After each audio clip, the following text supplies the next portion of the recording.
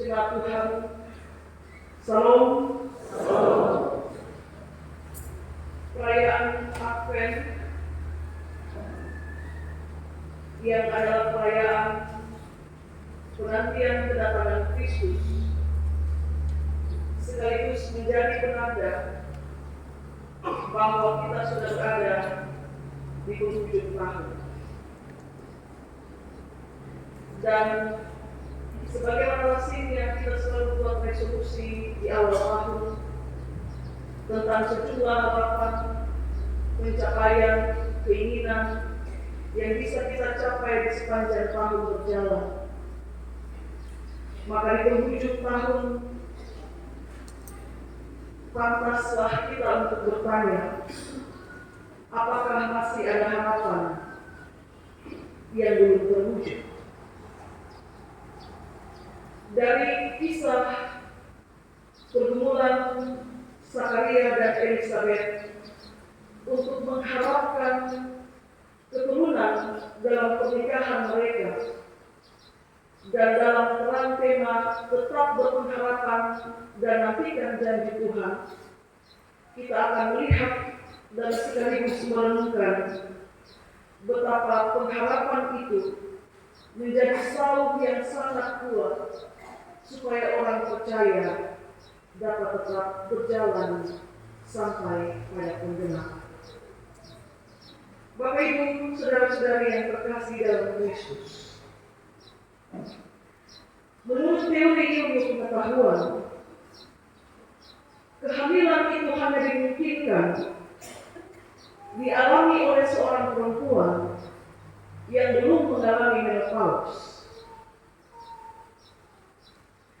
Maka jika seorang perempuan masih mengalami datangnya siklus haid, akan sangat mungkin bagi dia untuk hamil atau mengandung. Dalam kasus Zakaria dan Elisabeth, pertanyaan yang muncul adalah, apakah ketika Elisabeth mengalami menopause, dia masih berdoa untuk meminta anak? Ataukah doanya untuk meminta anak itu berhenti seiring dengan tidak laginya dia mengalami datangnya siklus haid pada setiap waktunya? Dalam kaitan dengan pengharapan, kalau ukuran kehamilan seorang perempuan itu ada pada siklus haid yang datang pada setiap bulannya, itu masih terjadi pada tubuh seorang perempuan, maka Elisabeth tentu masih punya harapan ketika hal itu masih dia alami.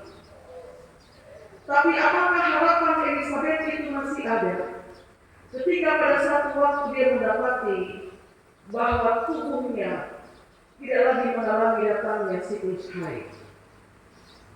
Ya, yang saya maksudkan, saat kita muda, saat kita segala bugar, kita bebas meminta segala sesuatu dari Tuhan, karena secara biologis kita dimungkinkan.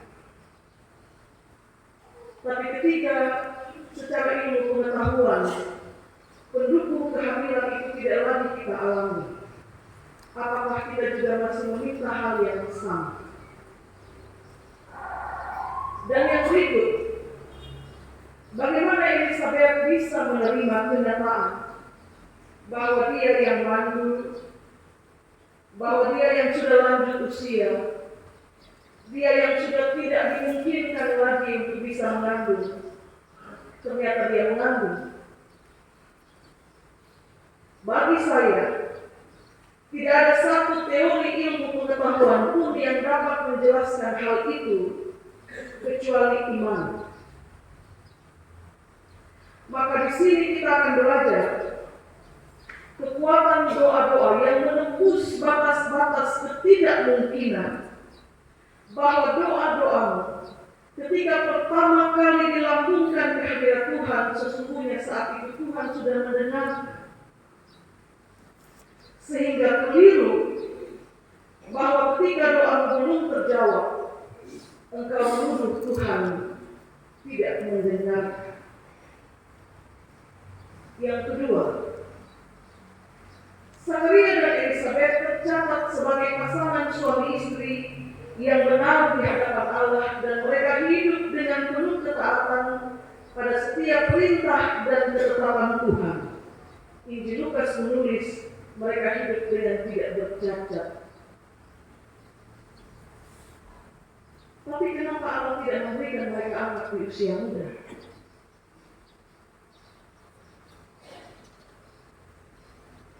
Bisa saja Elisabet dan Zakaria akan berkata, Tuhan, saya setia melayani Engkau.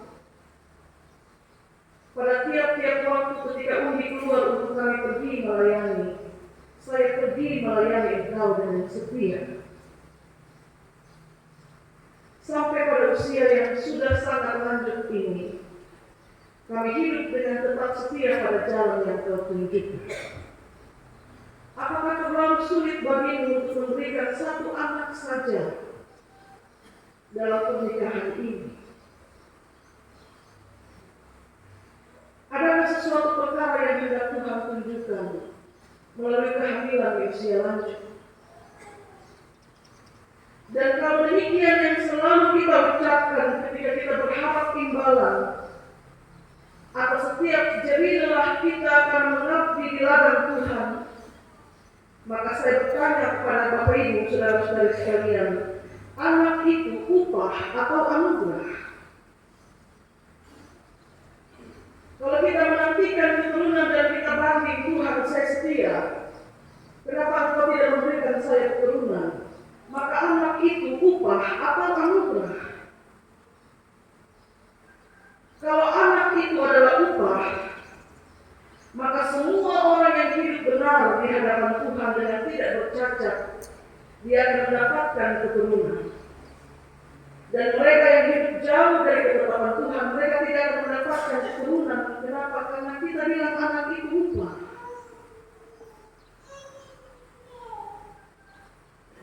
Tapi ternyata anak itu bukan upah. Anak-anak kita adalah anugerah. Dan anugerah itu berarti sepenuhnya ada pada kehendak Tuhan, pada waktu Tuhan, pada perkenanan Tuhan yang Dia berikan kepada siapapun yang Dia kehendaki. Dan anugerah dia tidak sama dengan upah. Upah itu Bapak Ibu, kalau kau kerja 10, kau dapat 10, itu upah. Tapi anugerah, bahkan kau hanya kerja 1 dan kau terima 10, itu anugerah. Atau bahkan kau tidak mengerjakan apapun dan kau menerima 10, itu anugerah. Tapi kalau upah, kau kerja 10, kau terima 10, itu upah. Dan anak bukan upah. Anak itu anugerah. Dalam masa penantian kedatangan Kristus yang kita rayakan dalam masa Advent, jemaat Tuhan yang terkasih, kita diingatkan kembali bahwa kenyataan di atas kertas dapat menyurutkan semangatmu untuk berharap, bahkan terbuka lebar kemungkinan untuk api pengharapan menjadi padam hanya karena kenyataan di atas kertas. Di atas kertas, Elisabet tidak lagi haid. Dia sudah lanjut usia. Dan bagi saya, untuk seorang perempuan yang beriman seperti Elisabet, saya percaya bahwa ketika dia mendapati tubuhnya tidak lagi mengalami haid, doa-doanya tidak berhenti dia lambungkan kehadirat Tuhan untuk tetap meminta keturunan. Sebab kalau dia mendapati dia tidak lagi haid dan dia berhenti untuk berharap bahwa dia pasti punya anak, sesungguhnya dia juga sedang berhenti untuk mempercayai Tuhan. Bapak Ibu saudara-saudari, di atas kertas dia dan suaminya sudah lanjut usia. Secara ilmu pengetahuan kita bilang Zakaria bisa punya anak, tapi Elisabet tidak.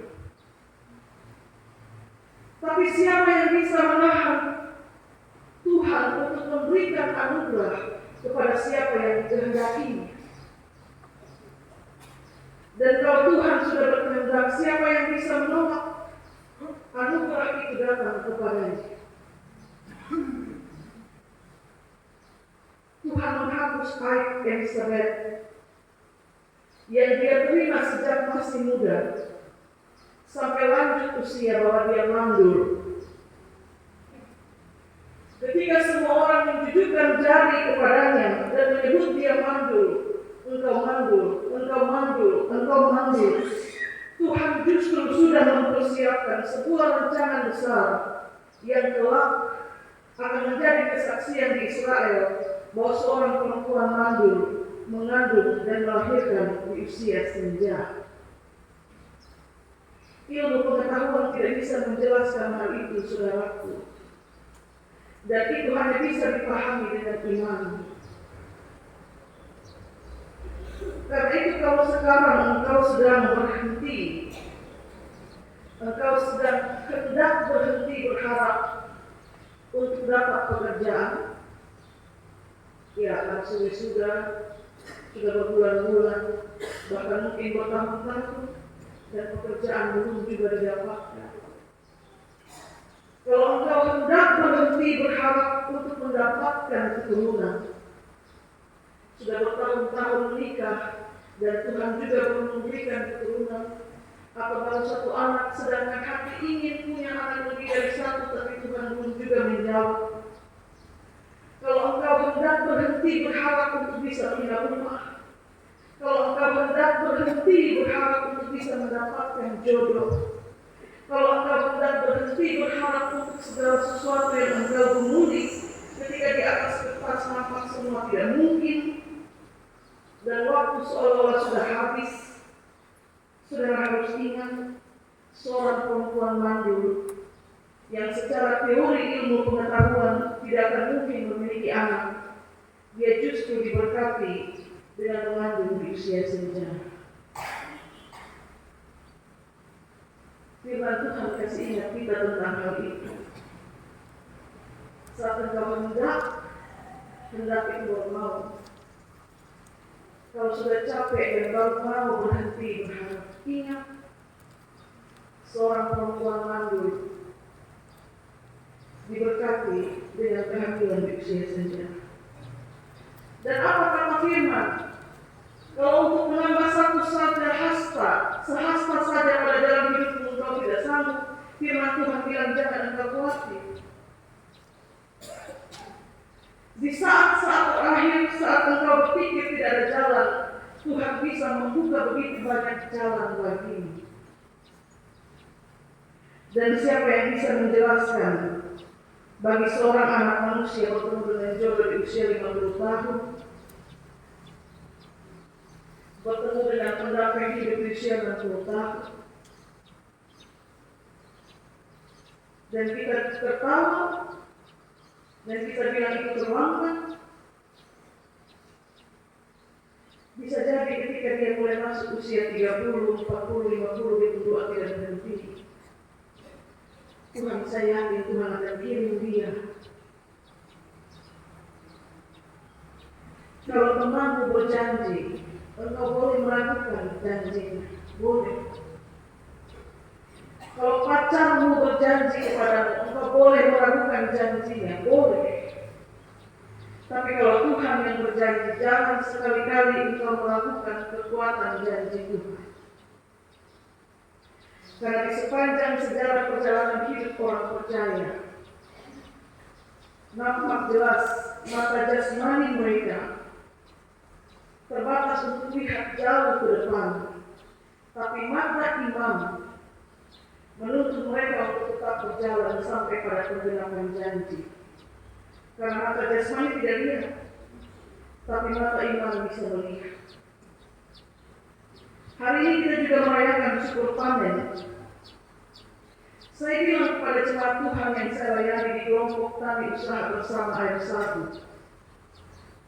Dalam pelayanan syukur memasuki musim tanam pertama 2023-2024. Bapak Ibu, petani, Waktu Bapak Ibu mulai masuk musim tanam atau mulai menanam, apakah Bapak Ibu melihat padi? Belum. Yang Bapak Ibu lihat itu adalah benih tanaman padi dan bukan padi. Dan kalau meskipun belum melihat padi, Bapak Ibu tetap menanam, karena pengharapan itu akan membawa Bapak Ibu sampai melihat padi itu ada di depan matamu. Yang kau tanam itu benih tanaman padi dan bukan padi. Padi itu nanti akan datang waktu untuk memanen. Sekarang waktu untuk menanam, padi belum terlihat. Tapi mata iman memungkinkan engkau untuk melihat bahwa ada padi di depan sana. Sebagai anugerah yang Tuhan siap dan jadilah saya tanam hari ini. Itu sama dengan kebaikan. Kau buat kebaikan hari ini. Yang tersimpan bagimu di depan itu sudah ada. Nanti dipanen. Dan kumpulan hasil panen ini Bapak Ibu, ini bukti bahwa harapan itu terjawab. Bahwa ini nanti ada di musim panen, dia belum ada di musim tanam. Karena itu waktu mulai menanam, tanamlah dengan iman bahwa apa yang saya tanam dengan meminta pertolongan Tuhan, pada akhirnya di depan dia siapkan anugerah itu. Maka jangan khawatir. Rupa-rupa tantangan bisa datang dalam proses dari tanam sampai panen. Dan petani bilang apa? Dalam proses itu kadang kami bersungguh-sungguh. Waktu kurang pupuk kami mulai bersungguh-sungguh. Soal air kami mulai bersungguh-sungguh. Datang semprot hama kami bersungguh-sungguh. Datang cabut rumput kami bersungguh-sungguh. Dan saya bilang waktu panen, mereka bilang waktu panen kami ketawa. Ketawa karena lebih banyak Bapak Ibu. Dan ini bukti dari harapan yang tidak boleh putus. Dan setiap orang yang bekerja dalam keyakinan Tuhan seharusnya dia tidak boleh khawatir. Tidak boleh. Apalagi pakai hitung-hitungan berkat Tuhan, tidak boleh. Karena sampai kapanpun kalau kau hitung, mau coba hitung berkat Tuhan, kau tidak akan pernah sanggup untuk menjumlahkan semuanya. Jadi kalau terima berkat, mau bagi orang, bagi saja. Kalau niat hati menganjurkan demikian, lakukan. Oh, ini Tuhan yang kasih. Kalau di tengah perjalanan kau melakukan berkatmu, sama dengan kau sudah melakukan Tuhan untuk bekerja mencukupkan. Dan itu bukti. Jadi saya bilang kepada teman-teman di kelompok kami usaha bersama, kalau panen baru kita ketawa, harusnya dari tanam dan proses kita juga ketawa. Jangan ditunggu panen baru kita ketawa, karena terlalu banyak yang Tuhan kasih. Tidak boleh diragukan. Dan kita belajar tentang tetap berpengharapan nantikan janji Tuhan. Elizabeth dan Zakaria buktinya, dan kaum pagi ini juga buktinya. Dan seluruh bagian kehidupanmu yang kau temui itu juga buktinya. Saat pengharapanmu tidak padam, nantikan saja, nantikan saatnya akan tiba. Tuhan berkati kita dengan firman. Amin.